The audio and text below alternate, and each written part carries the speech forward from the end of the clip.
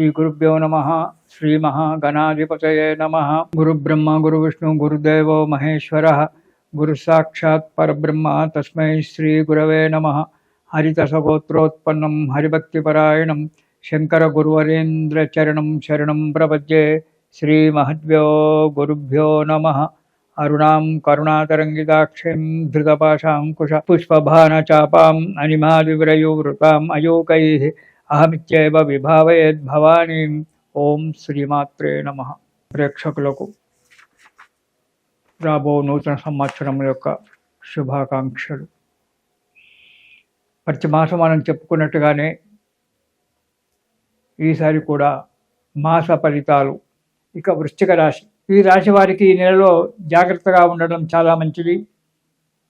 చేసే పనులందు ఆటంకాలు ఏర్పడతాయి. బంధుమిత్రులతో పోట్లాటలు జరగడము, ధనధాన్య నష్టాలు ఏర్పడము జరుగుతుంది. ఏవైనా కొత్త పనుల గురించి ఆలోచించినట్టయితే ఆ పనులు పెట్టుకోకపోవడం చాలా మంచిది. కుటుంబంలో సభ్యులతో చిక్కులు రావడం ఉంటుంది. ప్రతి పనికి ఆటంకాలు ఏర్పడడం జరుగుతుంది. జాగ్రత్తగా ఉండండి. కొన్ని పనులు మాత్రం నిదానంగా నెరవేరడం అనేటువంటి జరుగుతూ ఉంటుంది. ఆర్థిక పరిస్థితి కూడా కుంటుపడడం జరుగుతుంది. సరే, ఇవన్నీ ఒక ఎత్తు. చెడు దుర్మార్గులు మీకు మిత్రులు కావడానికి ప్రయత్నం చేస్తారు. ఆ చెడు సహవాసం వల్ల మీరు ఎంతో నష్టపోవాల్సి వస్తుంది. దురలవాట్లకు లోను కావడము, ధనం నష్టపోవడము, ఆరోగ్యం చెడగొట్టుకోవడం కూడా జరుగుతుంది.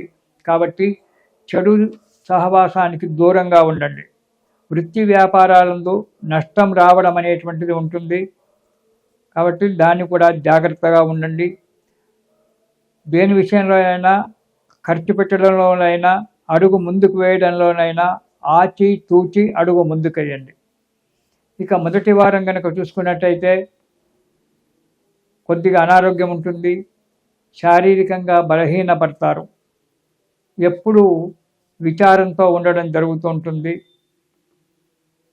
అలసత్వము, నీరసంగా ఉండడము, ప్రతిదానికి ఇంకొక తర్వాత చేతానులే అని చెప్పి విసుగుతూ ఉండడం అనేటువంటిది జరుగుతూ ఉండి చెడు సహవాసాలు చేయడం జరుగుతుంది.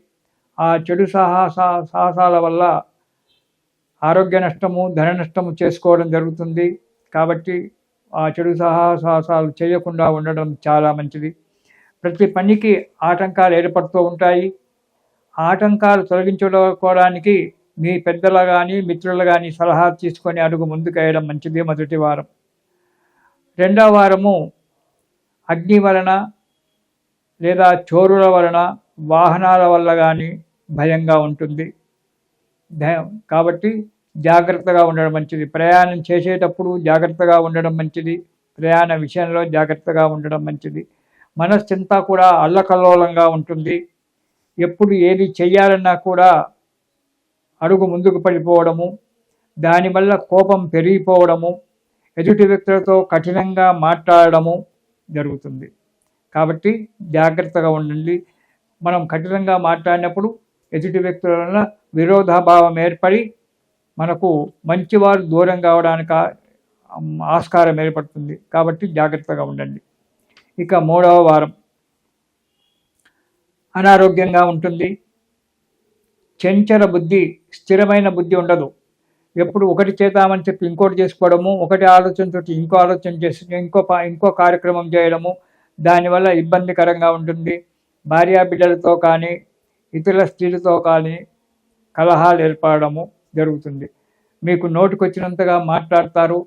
అలా మాట్లాడడం వల్ల పక్క ఇంటి వారి చేత కూడా పోట్లాటలు ఏర్పడడం అనేటువంటి జరుగుతూ ఉంటుంది. జాగ్రత్త అవసరం.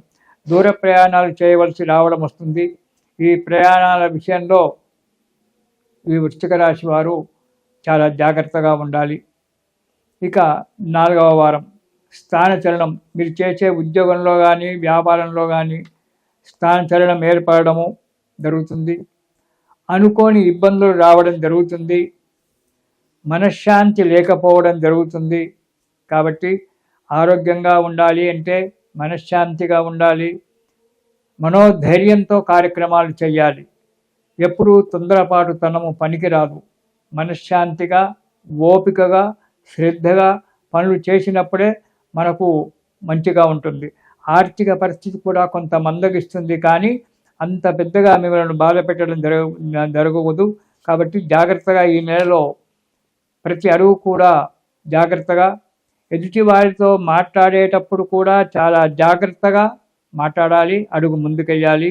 ఈ రాశివారు, వృశ్చిక రాశివారు ఈ నెలలో దుర్గా స్తోత్రము పారాయణం చేయడం చాలా మంచిది. దుర్గా స్తోత్రం వల్ల మీకు కష్టాలు తొలగిపోయి సుఖంగా, ఆనందంగా, సంతోషంగా ఉంటారు. ఇది శుభం.